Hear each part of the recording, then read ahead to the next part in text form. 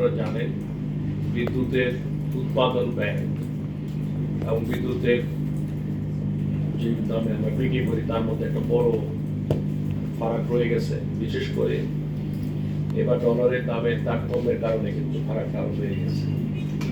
অনেকে আমাকে প্রশ্ন করেন যে কয়লা পাওয়ার প্ল্যান্ট যখন আপনারা তৈরি করতে যে প্রস্তুতি নিয়েছিলেন 2010-11-12 থেকে, তখন আপনাদের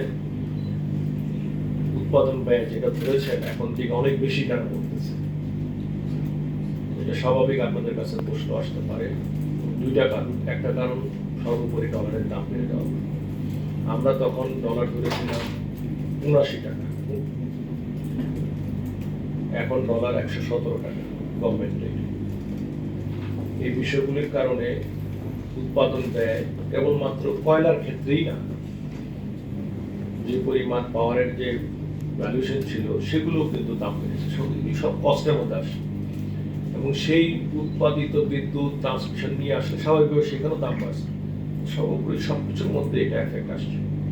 তাও আমরা সরকার প্রায় 50% মতো ভর্তুকি দিয়ে থাকেন বিদ্যুতের ক্ষেত্রে।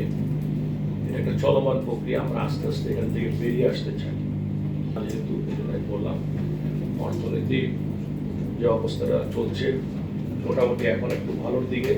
আমরা আশাবাদী যে আগামী 2-1 বছরের মধ্যে আমরা আরো ভালো করতে পারব। ধন্যবাদ আপনাকে।